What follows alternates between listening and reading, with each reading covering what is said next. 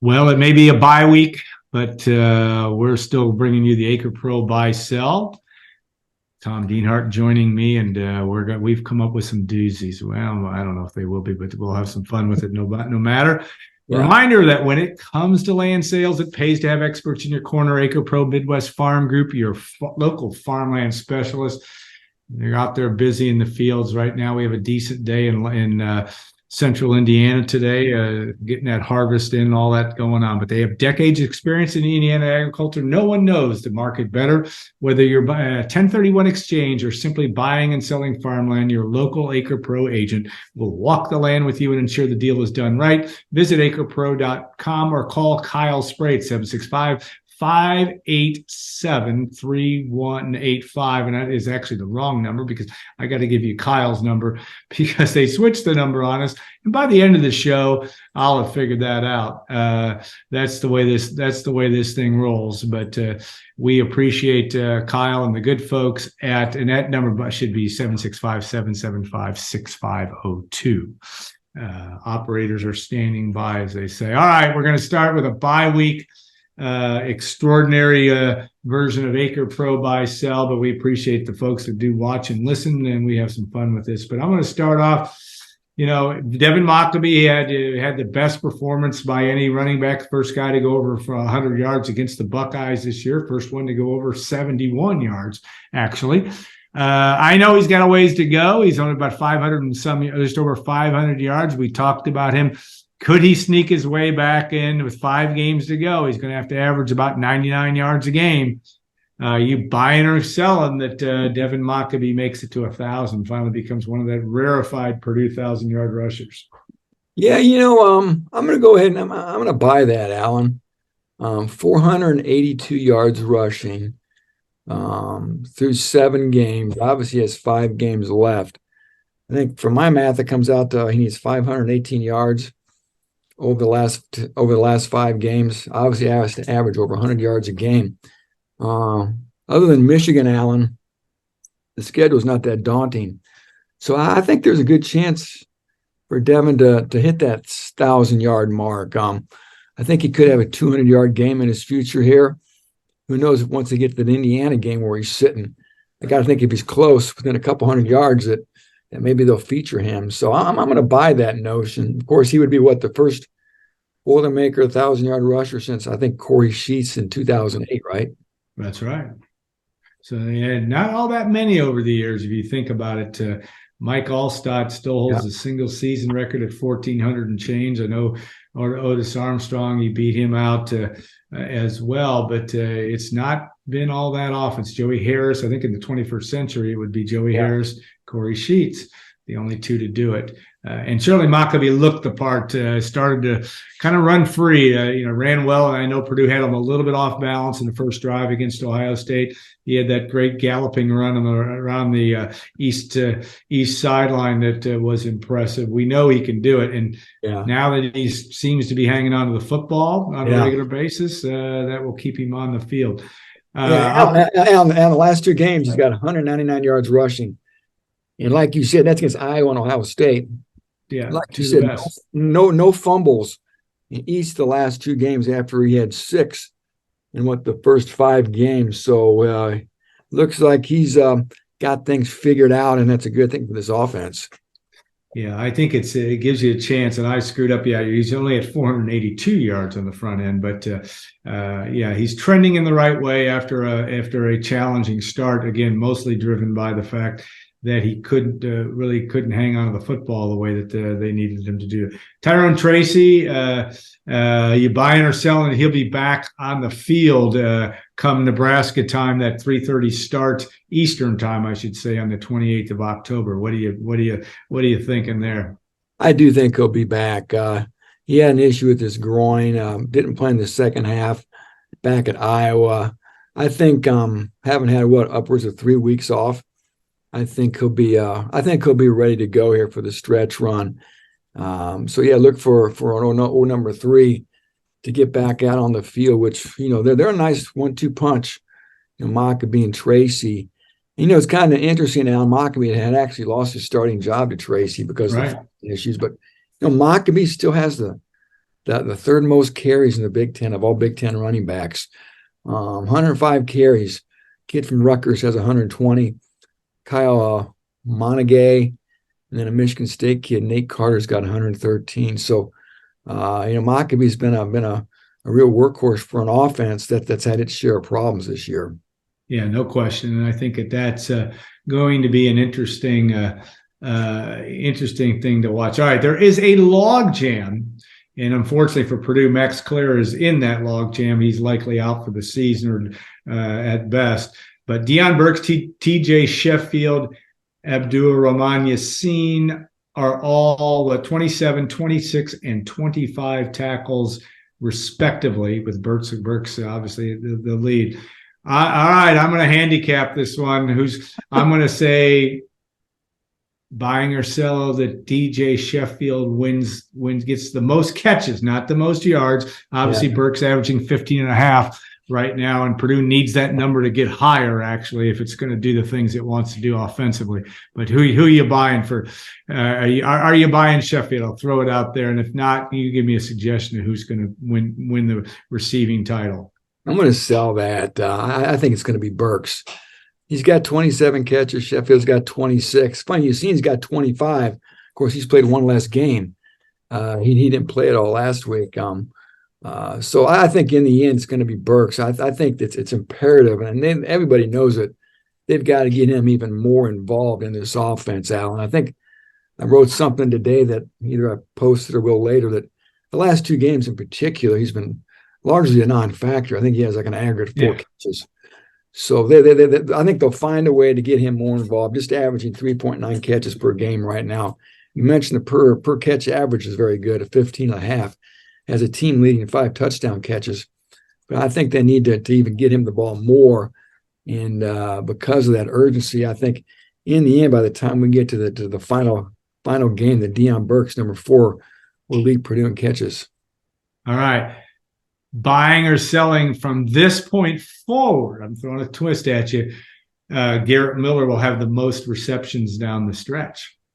And Miller, by the way, now is up to 13 catches, 120 yards. Still hasn't really stretched the field much. Did have that long of 28, but from this point now, he's down 14 to Burks. But will he close that gap and have the most receptions from this point forward? I would buy that. I think as you mentioned, he's just starting to hit his stride. I think, Alan. I'm looking at his chart for this season. Didn't make a catch in the opener. Alan only had 3 catches total through the Illinois game. The last 2 games, he's had 10 catches. And again, I think you're going to see that number go up and up. So yeah, I'm going to buy that. The fact that that down the stretch, these last 5 games with Garrett Miller having another week to sort of get that knee better, I think you're going to see him become a bigger part of this offense too. And I expect him to be the top pass catcher, at least down the stretch, over these last 5 games of the 2023 season. Yeah, and I'll buy that. I would agree with you on Burks. I think on paper that's what they want to do. I'm not sure Miller. It's going to be close, and you're right. He's a guy that we've talked all year round. If Purdue's going to get that offense going at a level that it needs to get, they need to have their playmakers play. But another one that rises only because he just passes the eyeball test. I know he's been hurt. But number 9, Mershawn Rice. Yeah. He's had 3 catches for 50. He actually stretched a 35-yard reception against, was it last week, right? Against Ohio State. He had to take had to be happy of a Central Ohio kid to have that day, that type of day. Give me a buy or sell. Mershawn Rice will have 20 catches before the end of the year. That's a good one. I'm gonna buy that. It's crazy. Didn't make a catch the first 3 games. Didn't play the 3 games after that at all, Alan. Then got on the field last week. Had the 3 catches for 50 yards you mentioned, plus the big reception against the Buckeyes. Just a strange use of the wide receivers this year. Yeah, it's been such a tight rotation, and a few of these guys just got real piecemeal work. Early on this year, but largely it's been again, Sheffield and Burks and. and Yassine. But then last week, we really saw them dip a little bit deeper into the depth chart with Elijah Canyon getting out there. Mershawn Rice. We saw Jaden Dixon-Veal, the junior college transfer, play a lot more too. And even Jerron Tibbs out of catch, yeah. The true freshman from Indianapolis. So maybe moving forward, they're going to try to have a deeper rotation here. And why not take advantage, especially a guy like Rice with that catch radius he has. He's a big target. He's a fifth-year player. And maybe this is the start of something for Rice where we can see him become a bigger part of the offense down the stretch. All right, there isn't going to be a lot of a battle. It does not appear to who will lead Purdue in tackles. Dylan Steeneman's got, assuming he stays healthy, in total tackles, has a 14 stroke lead, so to speak, 14 tackles over Sanesi King. Karloftis and Jenkins both at 29. I don't know where to come up with. All right, between Jenkins and Scorton, who's going to have more tackles? I'm going to say Jenkins has got the lead at 29. Are you buying that Jenkins will win the battle between those two? Now, again, probably more important is who's going to win the sack battle. Scorton has 4.5. Jenkins has 5. In the TFL world, they're both 7-7. Who is going to be the overall winner when you're done? I'm going to throw it out. Scorton, are you buying or selling? Or are you going to, or Scorton to do it all? I'm going to buy. I'm going to sell that. I think it's going to be Kyder Jenkins, number 4. I think he's just I mean, don't get me wrong. Nick Scorton is having a nice year too, but Jenkins is the real bellwether. I think up front, the real empty your bucket guy, and he's been one of the better pass rushers, not just in the Big Ten, but in the nation the first month and a half of the season. I think when you get to the end of the year, I think Jenkins is going to end up having better stats here tackle wise than his counterpart, Nick Scorton. Although Allen, again, that's easily the best position on this defense, that outside linebacker spot. Yeah, Jenkins also leading the team with 7 quarterback hurries. Scorton is second with 3. Yeah. But I'm with you, and I'll buy that with Jenkins. I think he's, assuming again he can stay healthy, and that's always an assumption for everybody. But they're both good, and they're probably one of a couple of the shining parts of this defense that has struggled at times so far this year. All right, we're going to look at the Big Ten picture here. Obviously, a big game this weekend. Penn State goes to Ohio State. I'm going to throw out, just taking a look at the big 3 because it's truly going to be a triangular meet, as they used to say in track terms. Who's going to win this thing? And Maryland certainly shocked me a great deal by dropping that game with Illinois. Not that they were in the running, they weren't. But of the 3, all right, are you buying Michigan? Is Michigan the team you're buying to win it all in that division at this point? You know what? I'm selling it, Allen. And I know Michigan's had a lot of roses thrown at its feet and received a lot of plaudits. They played absolutely nobody, Allen.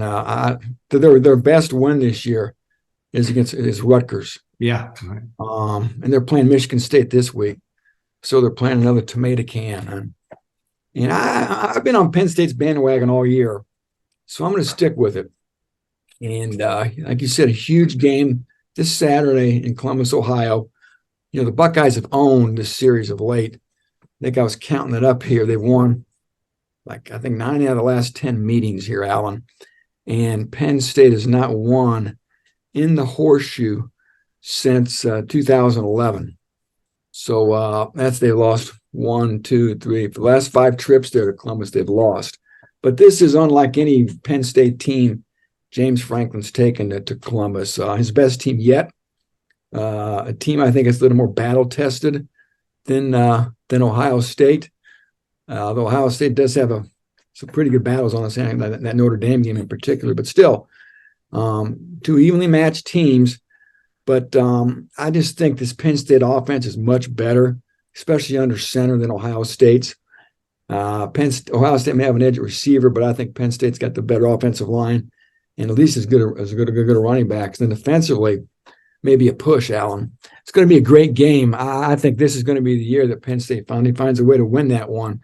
Then, of course, they get Michigan at home later this year. It will be a titanic game. So, again, I guess I got all my chips in Penn State's corner this year. Yeah, I still, for some reason, like Michigan in that. I don't know why. I agree with you. They haven't played anybody yet. But you're right. If Penn State wins this week, they have got to be the leader in the clubhouse because they've Yep. got Ohio State at home, or excuse me, Michigan at home. Yeah. That is going to be that'll be some much see TV, much game that you're going to have to watch if you're a Big Ten football fan this week. I think that's true. All right. And now this maybe it's Drew Aller, or is it JJ McCarthy? Does the Big Ten, are you buying or selling? Does the Big Ten have a Heisman Trophy candidate, either between those two or anybody? One that will make it to New York. Let's just say that. Let's change that. Well, right now I'm selling that notion. I don't think the Big Ten's got a guy right now. If the Heisman ceremony was next week, I don't believe they have a guy that would get invited to New York as a finalist. If there was anybody, Alan, it's obviously, again, like you said, the Michigan quarterback, J.J. McCarthy. But right now, if you look at all the straw polls through, 6 or 7 games here for everybody, the Washington quarterback, Michael Penix, is probably your leader in the clubhouse at this point.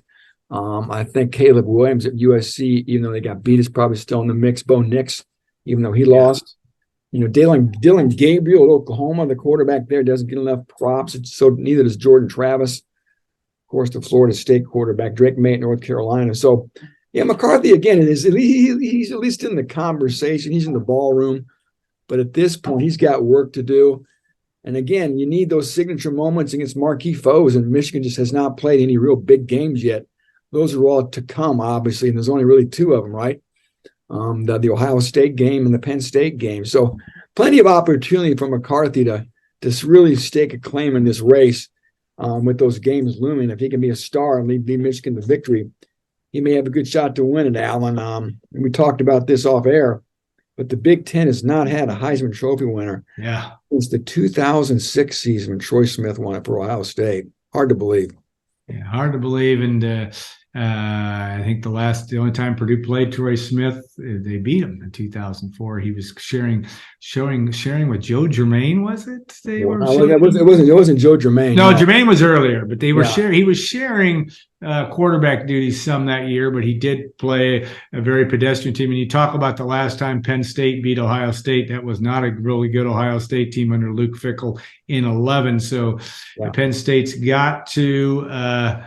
I'm starting to see the light with you maybe on that. They got a tunnel if they can get through this weekend. And Ohio State's banged up. I don't know where they are, but you got to think Henderson's going to play.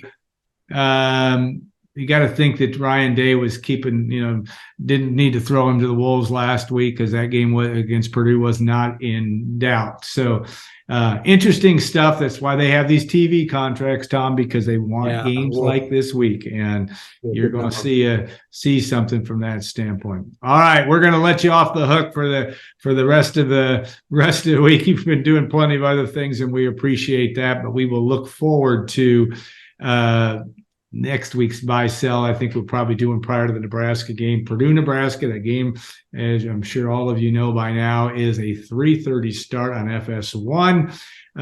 That's a good thing. I don't know. From your standpoint, from a work standpoint, I guess that's better than. But who knows where the other conference games against Indiana, obviously against Indiana, but against Michigan, those games times will be determined here. We'll know next Monday on that one as well. So, all right, I want to thank Kyle Spray and the good folks at Acrepro.com, 765-775-6502. And Mr. Dienhart, we appreciate it as always. It's always a stone groove to have a little bit of time to chat a little college football and our Acrepro buy sell. Have a great rest of the week, everybody, and thank you for watching and listening. And a reminder, too, it's not a bad time if you haven't subscribed to goldenblack.com. Operators are standing by. So is your mouse. If you just click and do the right thing, you'll be a member of goldenblack.com. We'd love to have you. So have a great week, all, and we'll see you next week on our Acrepro.com. Buy, sell.